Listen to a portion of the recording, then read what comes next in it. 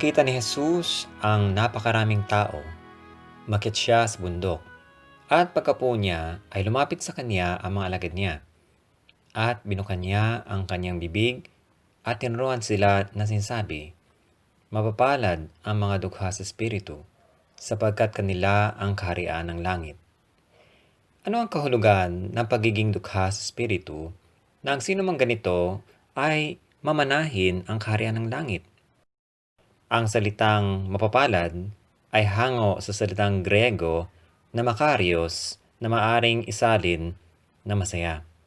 Bakit ang mga dukha sa espiritu ay pinagpala at maaring magalak?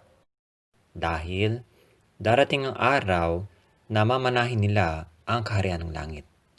Ang kaharian ng langit ay tumutukoy sa kaharian ng Diyos kung saan ang Diyos ay mananahan kasama ang kanyang bayan.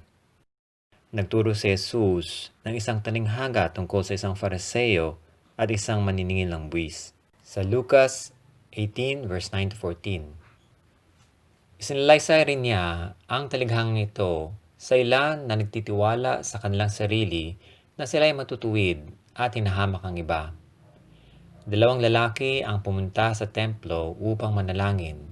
Ang isa ay Fariseo at ang isa ay maniningil ng buwis. Ang Fariseo ay nakatayo at nanalangin sa kanyang sarili ng ganito, "Diyos, pinasasalamatan kita na hindi ako gaya ng ibang mga tao na mga mangingikil, mga hindi makatarungan, mga mangalunya, o gaya man ng maniningil ng buwis na ito. 2 ulit akong nag-aayuno sa isang linggo. Nagbibigay ako ng ikapo sa lahat ng aking kinikita. Subalit ang maniningil ng buwis na nakatayo sa malayo ay ayaw itingin man lamang ang kanyang mga mata sa langit, kundi dinadagukan ang kanyang dibdib na nagsasabi, Diyos, mahabag ka sa akin na isang makasalanan. Sinasabi ko sa inyo na naog patungo sa kanyang bahay ang taong ito na inaring ganap sa halip na ang isa, sapagkat ang bawat nagmamataas sa kanyang sarili ay ibababa, ngunit ang nagpapakababa sa kanyang sarili ay itataas. Sino ang dukha sa espiritu sa talinghagang ito? Ang dukha sa espiritu sa talinghagang ito ay ang maniningil ng buwis na nagpakumbaba sa presensya ng Diyos at humiling ng habag dahil sa pagiging makasalanan. Kaya ang pagiging dukha sa espiritu ay pagpapakumbaba sa Diyos na kailangan natin ang kanyang habag dahil tayo ay makasalanan. Ang Fariseo naman ay ipinagmalaki ang kanyang katuwiran sa harapan ng Diyos at hindi kinilala na siya ay makasalanan. Hindi siya dukha sa espiritu. Siya ay mapagmataas sa espiritu. Dahil siya ay mapagmataas sa kanyang katuwiran, hindi niya natanggap ang katuwiran ng Diyos na nanggagaling sa pananampalataya. Sinabi ni Jesus na ang maniningil ng buwis ay umuwing inaring ganap at hindi ang Fariseo. Siya ay inaring ganap ng Diyos dahil sa paghiling niya ng kapatawaran, kaya't mamanahin niya ang kaharian ng Diyos. Sinabi ni David sa awit 16 verse 2, "Sinasabi ko sa Panginoon, Ikaw ay aking Panginoon. Ako'y walang kabutihan kung hiwalay ako sa iyo." Sinabi ni David na ang kanyang kabutihan ay wala kung hiwalay sa Panginoon. Alam ni David sa sarili niya na wala siyang kabutihan sa sarili niya at kaya lamang siya mabuti ay dahil sa Panginoon. Kinikilala ng taong dukha sa espiritu ng Diyos ang pinagmulan ng lahat ng kanyang kabutihan at ang Diyos ang kanyang kayamanan. Wala na silang ipinagmamalaki sa sarili nila, kundi ang Diyos.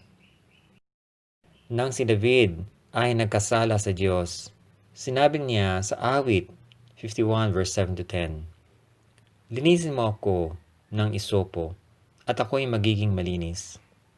Hugasan mo ako at ako'y magiging higit na puputi kaysa niebe. Gawin mong marinig ko ang kagalakan at kasayahan.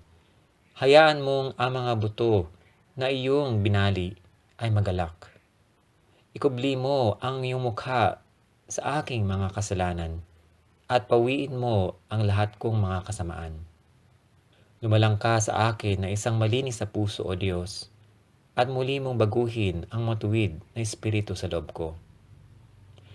Ang taong dukha sa espiritu ay mapagkumbabang ipinahahayag ang kanyang kasalanan at hinihiling sa Diyos na mabigyan ng malinis na puso. Sinabi ng Panginoong Hesus sa Juan 3:16, sapagkat gayon na lamang ang pag-ibig ng Diyos sa sanlibutan na ibinigay niya ang kanyang tanging anak upang ang sinumang sa kanya'y sumampalataya ay huwag mapahamak kundi magkaroon ng buhay na walang hanggan. Isinugo ng Diyos ang kanyang anak na si Jesus na mamatay sa krus upang bayaran ang parusa ng ating mga kasalanan. Ang sinumang nais mapatawad sa kanilang mga kasalanan ay kailangan lumapit kay Jesus, maging dukha sa espiritu at muling sa kanya ng kapaturan, at siya ay mapapatawad at mamanahin ang kaharian ng Diyos. Kaya ang pagiging dukha sa espiritu ay mapagkumbabang umaasa sa Diyos na mapatawad, mailigtas, mabago ang puso, at para sa lahat ng kabutihan. Ang pusong may dukha ang espiritu ay patuloy na kinikilala na wala siya kung wala ang Diyos, at lahat ng kanyang kabutihan ay galing sa Diyos. Sila ay umaasa sa Diyos para sa kalakasan, gabay, provisyon, at lahat ng maaring maging ang Diyos sa kanilang buhay. Kung kaya't hindi lamang kaligtasan ang binibigay sa kanila, kundi masaganang buhay na nanggagaling sa pagtitiwala sa Diyos.